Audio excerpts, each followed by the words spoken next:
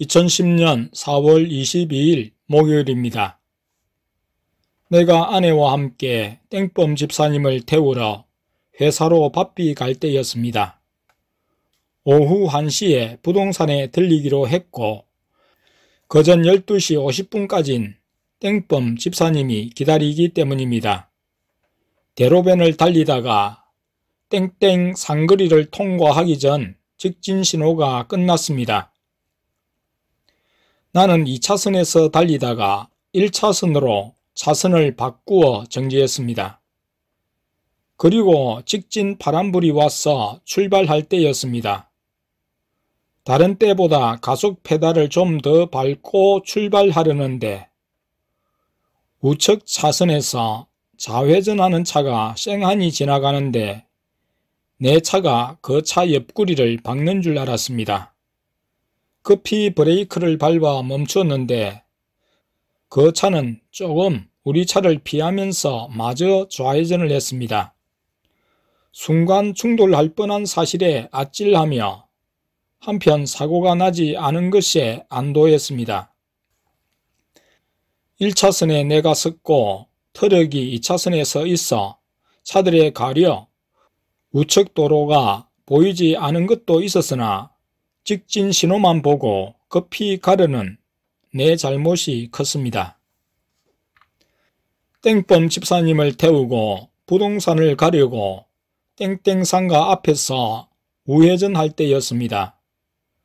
건널목에 파란불이 들어와서 코너를 돌며 정지했다가 사람들이 다 걷는 줄 알고 브레이크를 때렸는데 우측 사각지대에서 한 아줌마가 급히 뛰어나와 차 앞을 지나가려는 것을 순간 아내가 발견해서 말해주어 급히 브레이크를 밟았습니다. 아줌마는 차를 피해 달려 지났습니다. 보행신호등의 파란불이 전멸하며 2개에서 1개로 바뀔 때였습니다. 이는 급하게 운전하려는 내 잘못으로 또 한 번의 사고 위험이었습니다.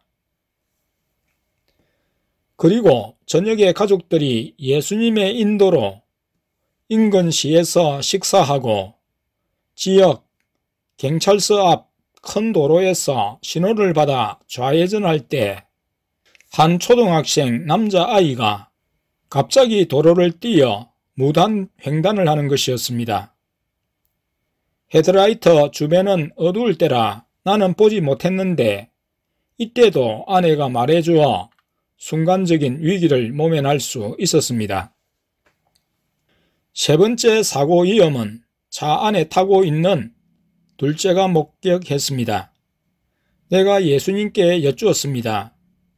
예수님, 제가 무슨 잘못을 했습니까? 했을 때 나는 아니라는 답을 내심 기대했지만 예수님께서 잘 생각해 보라고 하셨습니다. 예수님이 나의 잘못에 대해 진노하셔서 3번이나 나에게 행하신 일이었습니다. 집에 와서 최근 내가 잘못한 것이 무엇인지를 깨달아야 했습니다. 잘못한 것이 생각나지 않아 예수님이 가르쳐 주시겠지 하다가 잡히는 것이 딱 하나 있었습니다. 이것이겠구나 생각하고 즉시 컴퓨터를 켜서 그 부분을 즉각 수정했습니다. 그리고는 대언하는 둘째가 왔을 때 예수님께 예수님, 이제 괜찮으세요? 하고 여쭈었습니다. 둘째를 통해 예수님께서 이제 괜찮다고 하셨습니다. 둘째가 아빠, 그게 무엇이에요? 하고 묻기에 내가 어제 오후에 지난 12일 예수님께서 장기 결석하여 강제 탈퇴당한 사람들의 가입 불가를 해제하라고 하셔서 그렇게 했다가 다시 가입 불가로 만들어 놓은 일이라고 했습니다. 내 생각을 예수님께 확인하지 않고 말씀에 역행한 불순종이었습니다. 아무도 모르고 나만 아는 일이었지만 예수님은 나의 행동을 보시고 제재를 가하셔서 고치도록 조치하셨습니다. 둘째를 통해 확인했더라면 이런 일이 없이 단번에 끝났을 테지만 사고 위험이 연이어 발생하기까지는 숨겨진 상태였습니다. 예수님은 일어난 일들이 단순한 운전 중 잘못이 아니라 불순종에 기인한 것임을 깨닫도록 역사하셨습니다. 나는 장기 결석자들에 대해 더 이상 미련을 두지 않고 예수님이 하시면 다른 이들을 가입하게 하실 것이라고 생각하고 그렇게 한 것이지만 예수님의 뜻이 아니었습니다. 예수님은 장기 결석으로 탈퇴를 시키시긴 했지만 언제든 재가입할 수 있게 그들을 긍휼히 여기고 계셨습니다. 내가 할 일은 믿음이란 이름으로 예수님에게 일을 내시라고 재촉하는 것이 아니라 예수님의 인도에 따라 영혼들을 위해 기도하고 긍휼히 여기며 주권자 예수님이 일하시기까지 인내해야 했습니다. 2010년 4월 25일 주일입니다. 어제 토요일 밤에 아내가 땡순 성도님을 부르고 또 둘째를 유아실로 불렀습니다. 둘째가 왔을 때 예수님께서 성도님들을 집으로 가라고 하신다고 전하여 성도님들을 보낸 다음에 예수님께 아내가 질문을 드렸습니다. 그것은 교회 피아노에 대한 것이었습니다. 개척하면서 땡땡 교회에서 받아온 헌 피아노를 이젠 새 피아노로 갈아야 한다는 감동이었습니다. 예수님이 주신 감동이 맞는지를 여쭈니 맞다고 하셨습니다. 나는 지난 주일 찬양 시간에 즐거운 성탄일이란 찬송을 반주할 때 두 번째 줄과 네 번째 줄 마지막 음에서 피아노 소리가 이상하게 나는 것을 체크해 두었었습니다. 한 번도 아니고 두 번이나 똑같은 음에서 이상한 소리가 나서 이제 피아노가 다 됐구나 생각했습니다. 그리고 일주일 동안은 기억하지 못했는데 아내를 통해 피아노를 새 것으로 바꾼다는 것에 공감했습니다. 마침 땡땡다움 집사님이 전세금 대출금의 11조를 한 것이 있어 그것으로 구입할 것인지를 여쭈니 아무 말씀을 하지 않으셨습니다. 오늘 점심 식사 후 둘째를 통해 예수님께서 유아실에 모인 성도님들에게 피아노를 새로 사야 함을 내가 가서 말하라고 하셨다고 아내가 전해 주었습니다. 지금까지 교회 비품을 구입할 때 말하라고 하시는 일이 없었습니다. 그런데 피아노는 말하라고 하셨어 내가 유아실로 갔어 예수님께서 피아노를 새 것으로 구입하라고 하셨다고 전했습니다. 지금 물질훈련 부분에서 땡엄 집사님 가정은 땡순 성도님의 대언을 통해 땡땡다움 집사님 가정은 예수님이 주시는 감동을 따라 우리가 부담을 가질 정도로 예수님께 드리며 물질에 연연하지 않고 예수님을 의지하고 따르는 믿음이 되어졌습니다.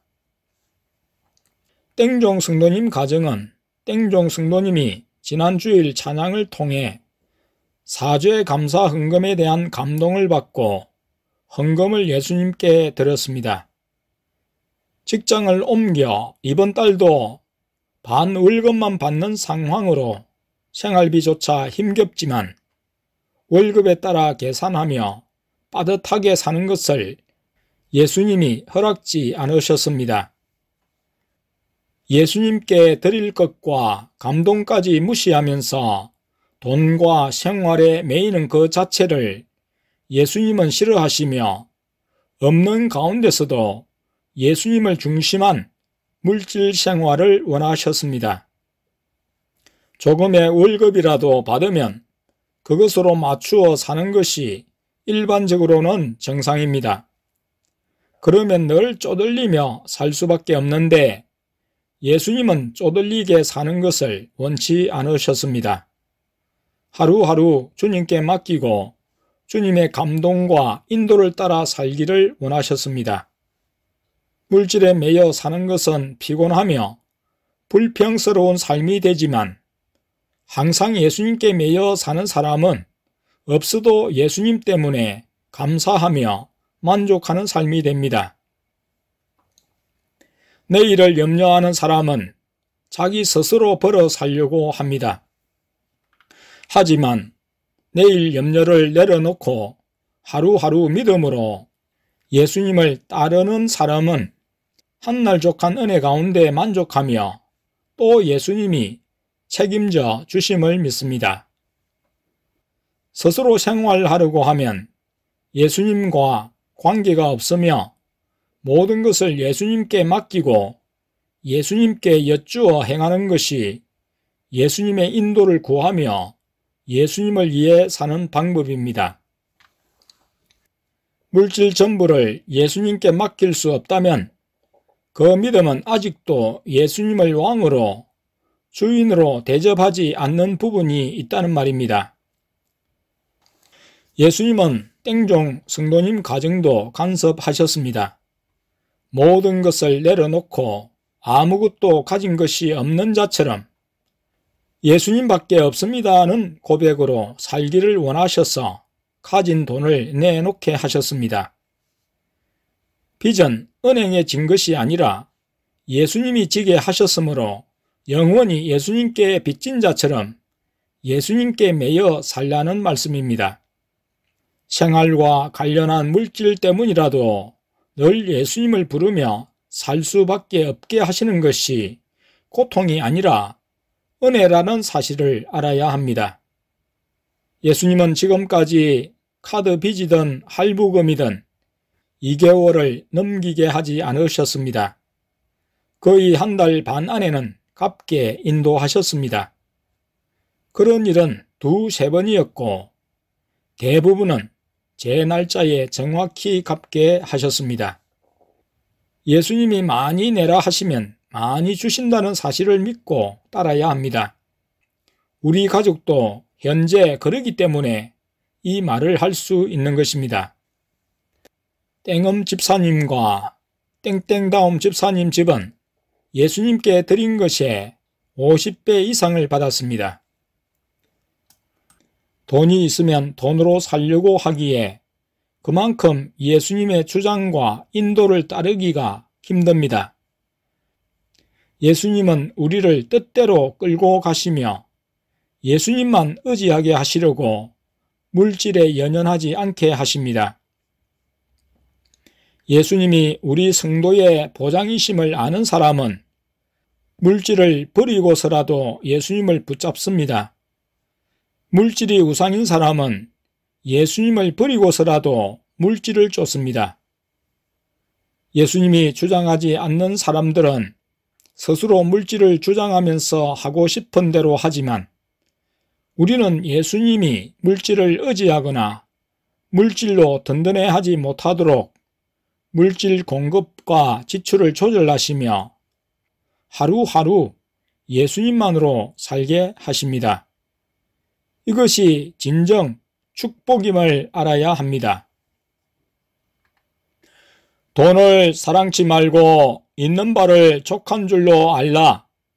그가 친히 말씀하시기를 내가 과연 너희를 버리지 아니하고 과연 너희를 떠나지 아니하리라 하셨느니라.